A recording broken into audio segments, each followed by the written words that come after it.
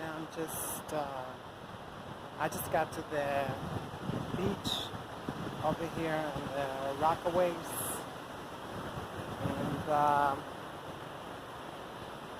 and as I've been doing lately, I've been after I finished reading the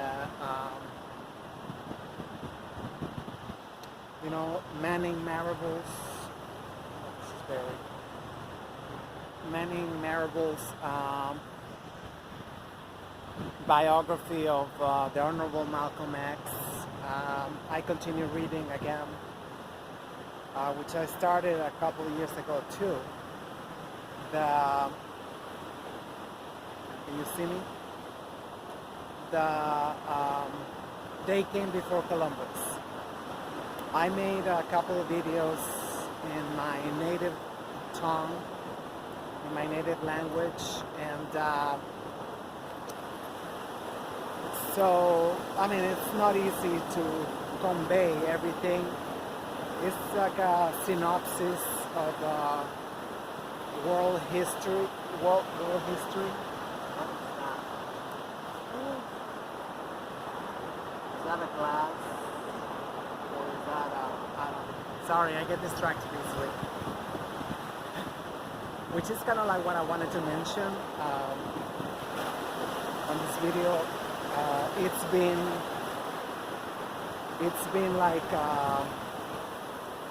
very powerful in the sense that it's really like your spirit go into like, yes, this makes total sense. You start getting into like so beautiful. Yeah. You start getting it. I want you to hear me. I gotta make this closer. You start getting into the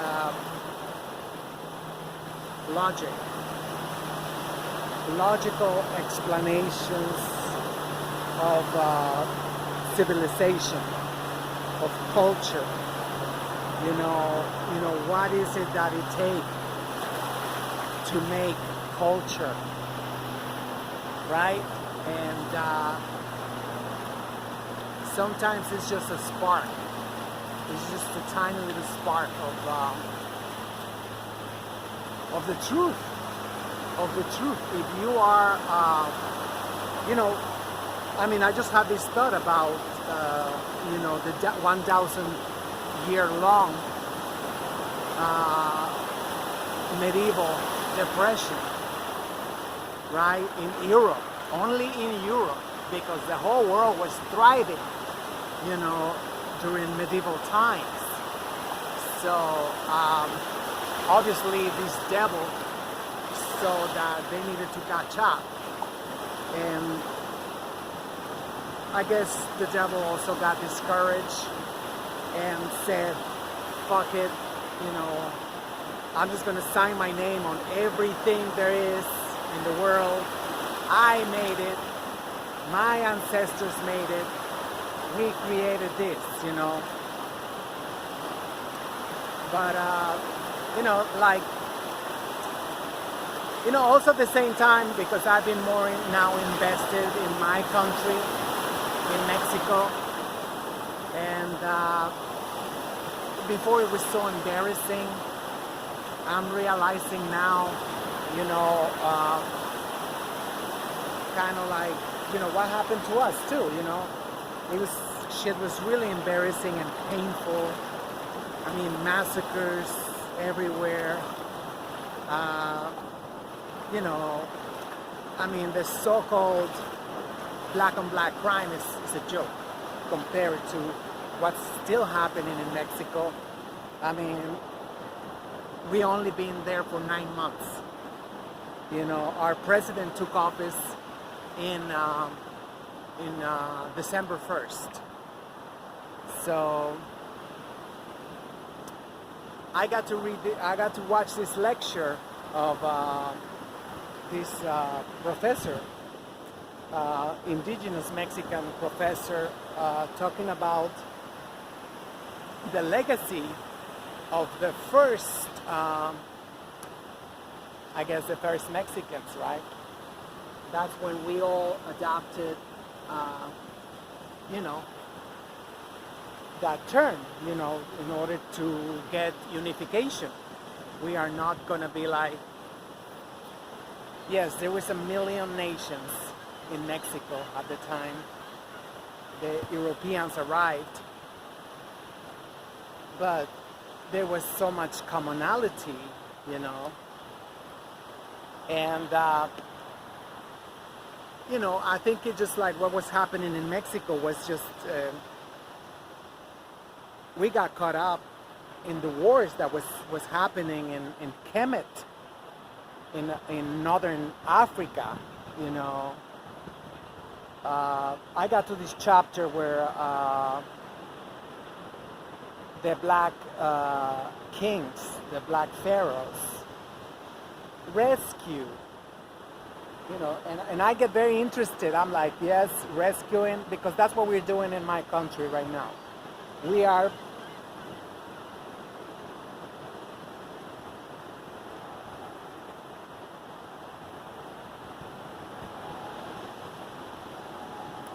yes, we're going to the rubble. We are going through the debris, the neoliberal age. You know, all these sellouts, all these traitors left us in shambles. So I kind of like feel like, you know, that's what happened to Mexico too, you know. There was, I don't know if it was just by, you know, the energy that was going on in the air. I don't know. It was like, it seemed like, we're talking about before the 8th century of this era, if I'm not wrong. Yeah, I think it's, yeah, it's before the 8th century, how they left Kemet, you know, very bad. Not like Mexico, but they left it in very bad conditions, right? So it had to come the kings from the south, from the land of Kush, or Nubians, I think. They had to come and restore what they had implemented centuries before. You know, like securing the blood, you know, with by having marriages amongst the, you know, the families that had been, you know, in power before. So something that's a great idea, which is not what the Europeans did. The Europeans, they was just breeding their daughters and their mother in order to produce a pale skin people, quote unquote people, because that shit ain't people. So I don't want to make it too long, you know, yeah, it actually tells, it's like a synopsis of what really happened. The European books, they tell you the 8th century marked a period of decadence, a period of depression in Kemet, which was the exact opposite, thanks to the Ethiopian kings, right? That went and you know, and the way it was said, I don't know if it was the way it was said or the way I heard it. It was, you know, what I heard to me it was a decolonization. It was a decolonization of the political system. And yes, the sun god, you know, that's what we call it in the West, God, you know, I mean, but to call God, to say God is to other. We are othering, right? So the sun is us, or at least the sun is theirs. It's them. I'm sorry, it's them. The Kushites, and they knew it. They knew it. You know, a lot of carbon in their skin, rich, powerful skin, and organs, and everything that is needed. You know, functioning at its optimum and maximum capacities, right? That's what it do. The fact that, you know, if we was to take care of our melanin, it was to, you know, eat right and all that, which we are not. It's the exact opposite, because they know exactly where the power comes from, right? And that's what you target with this multi-trillion-dollar industry, what they call food, which is nothing but junk food. And we continue to abuse our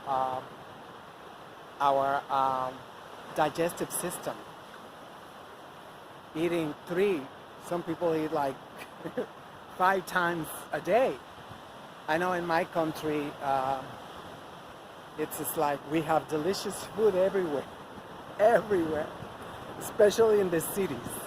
You're walking around and you're like, oh shit, you have a fucking orgasm. I'm perhaps exaggerating, but it's just like, you know, but that's too much, you know.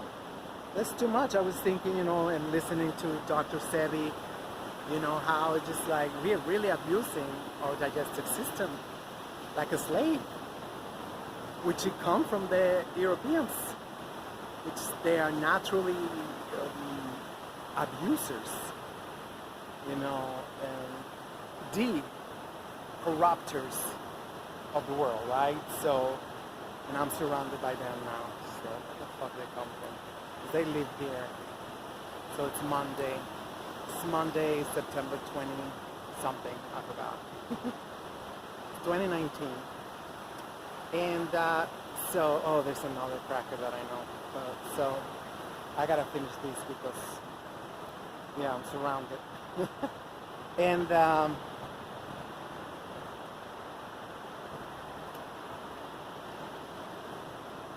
so I got to the part, you know, of that, you know, that the real history of Kemet, you know, how the Orientals came back, and there was treaties made to marry, you know, with their families. So, you know, I mean, that might be they say for sure, but I don't think so. I think Asiatic features was already in Africa too, you know, not just after those marriages. But what really mattered to me, I mean, like, I take that back. I take that back. Well, maybe it was like what they say, a Freudian slip. So I spoke one time to this Creole, Mexican Creole, criolla, mestiza. So, you know, she's supposed to have read a lot. She's supposed to have read a lot about everything, blah, blah, blah. She's like 80-something years.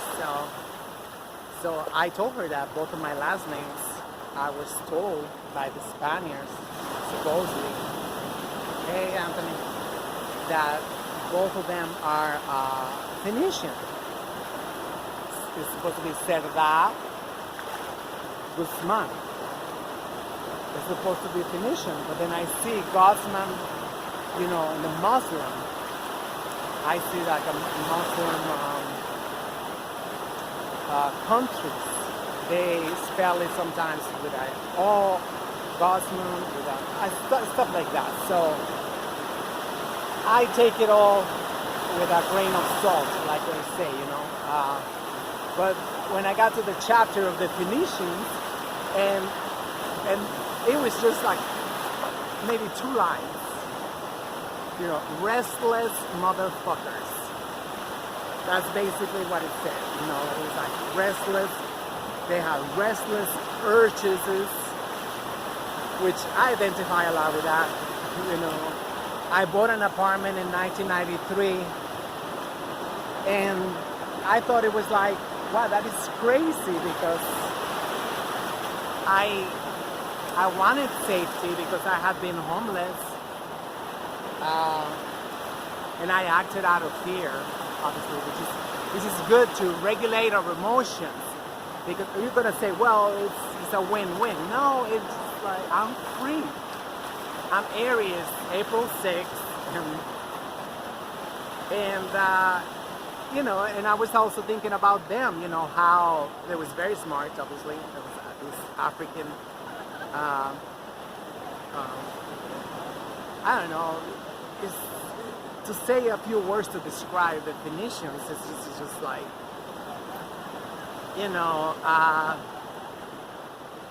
according to the research that the books that is providing, and I said bibliography, that's what we said it.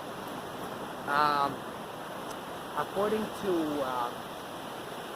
them, they was not really into culture, right? But they were carriers, the purveyors of culture, in the sense that they could carry it, right? So just imagine, one of the ships coming to the Americas, where they had books from Kemet. They had, even iron, because, that was the Iron Age coming up, and all this shit that it was like, kind of like a time machine, like a not time capsule. They call them time capsules. Why is the radio sounding so? I need to change the battery. So this is like a time capsule, right?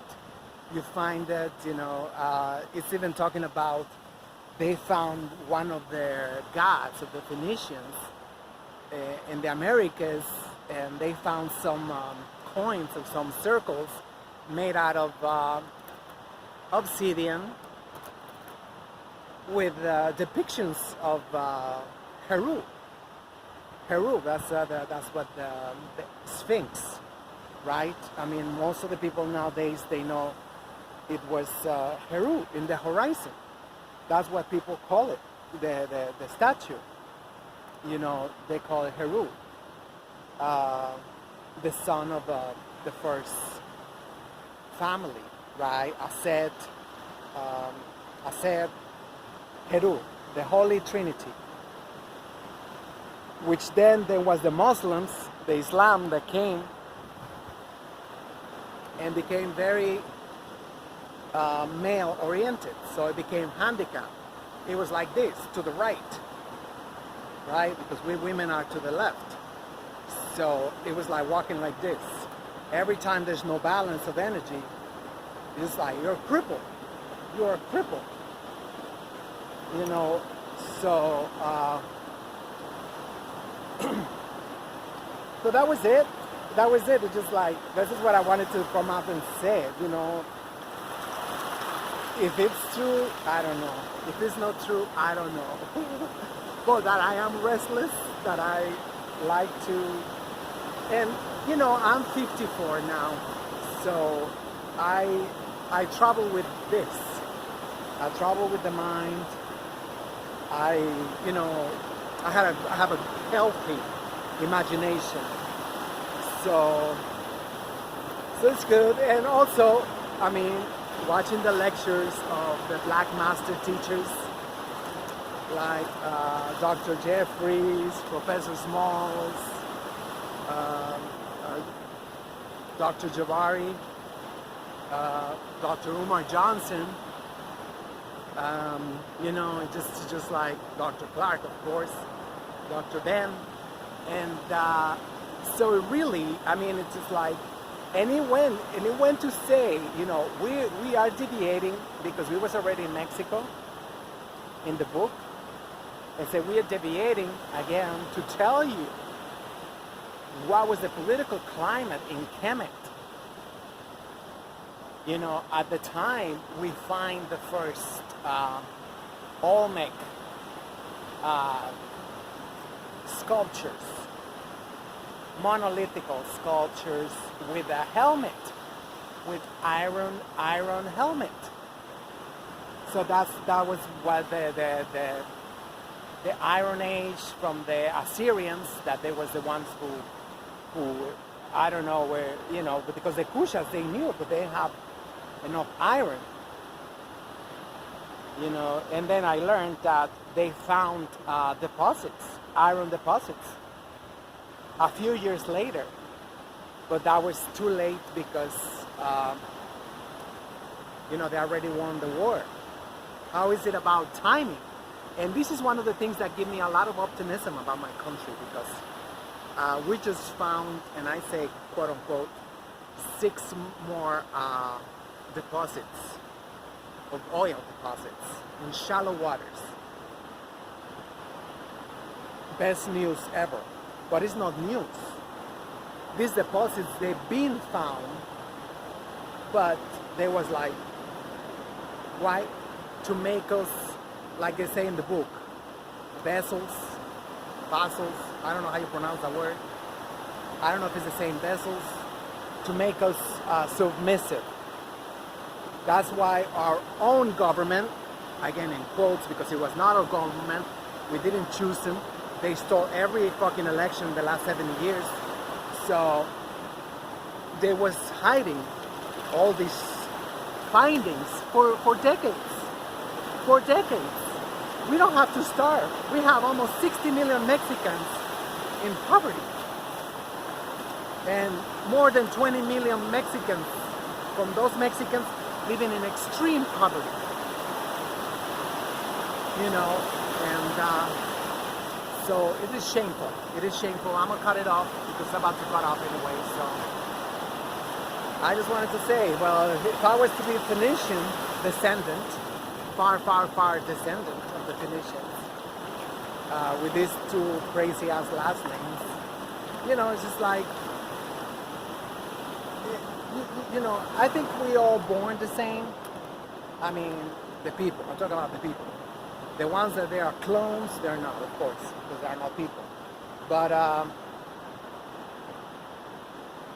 you know, we all have the same potential. I think, you know, given the, of course, we're gonna practice it differently because of our zodiac sign, or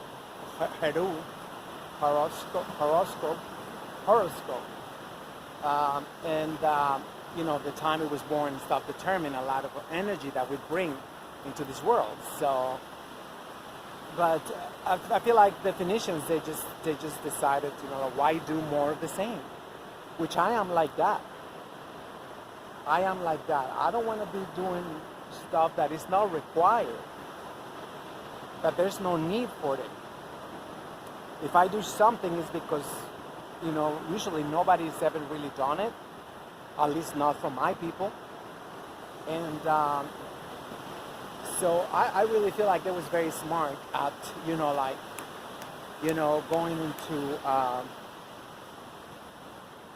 say like, oh, to have the vision, you know, like, look at it, all these people, They was very secretive according to this book, according to the great Ivan van Sertima, who wrote the book that I'm reading. I'm telling you, they came before Columbus, is the name of the book.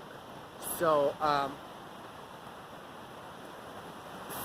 it was like, and that's something that I love as an areas. I think areas we love to connect people. We love to, because we feel useful. We feel useful when we see people doing the same shit over here, the same shit over there, the same people or other people over there. Why don't you talk to each other? You know, shit, you know. So that's about it, you know. I mean, but just to think what was in their ships, it's just making my head explode. What was in the, you know, it even say that they were selling this pigment to make the color purple, and they don't know if that's how it got. Look at this. Seems like a natural erosion, right? It became the symbol of certain areas in the area. It became the symbol of royalty, purple, which I really don't like purple. So that's I don't know, but they was just selling it. They knew just by looking at people's eyes, right? You look at people's eyes, you know. And that's another, the other day I was looking even in my neighborhood, it's a Dominican neighborhood. Every day they come out in the street and put stuff on the sidewalk to sell, right? I don't know if it's a residual energy or, you know, from those times. And I'm losing my train of thought.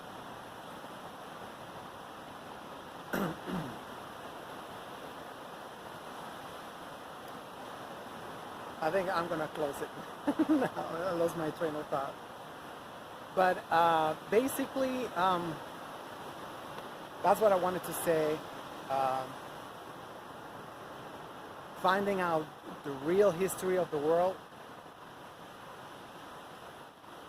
you know, can really make us freer to be, you know, like, not to follow the same purpose, perhaps, but to know that that's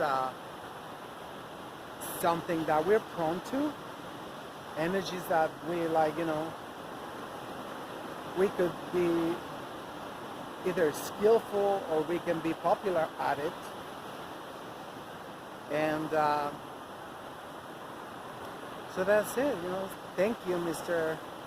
Ivan van Sertima, for making the book even understandable somewhat to people like myself with no school, you know. But I'm learning, you know. I'm very excited about that, and I want to bring it to my country, and I want to tell them these things to my country, and hopefully I want to have a big organization that we get to invite, you know, African master teachers to come and tell us the truth in Mexico. Tell us, you know, who's your daddy? You are our daddy. You know, you are the daddy of the whole world. So it's genetically exposed and culturally. I mean, it's tough. I mean, you find Peru in Mexico. You know, you find all these things that they want hush hush. Oh, I learned the word posh they use in English. That's African. I forgot what was the real pronunciation. Well, that's the name of, that's how you say merchant. Merchant is like, you know, it's like posh, luxurious, and whatnot. So in English, we say posh. Now a lot of the hipsters, they use, oh, it's a posh resort. But, you know, to see where it came from. I am very passionate about etymology, because I think etymology is history in itself. You know, where it came, how it came. I think I told you in the last video, you know, like the the loincloth, so to speak, for women, for like they call it here now, sanitary cloth. Uh, it have a, I think it's about to stop. It have everything that, a lot of stuff that got the prefix, or not prefix, the word na, N-A means sacred. So the loincloth, it's Nahua. I think it's pronounced and written Nahua. So, and today in my country, in Mexico, we say enaguas. Enaguas means skirt. Enaguas, to cover, on top of the sanitary cloth. And I think all that is African. So, but we have so many words with the na. It's just like every time I think na, I think about, I'm gonna think now about Mali, West Africa, which was the one who came, and really taught us which way is up. Thank you for watching.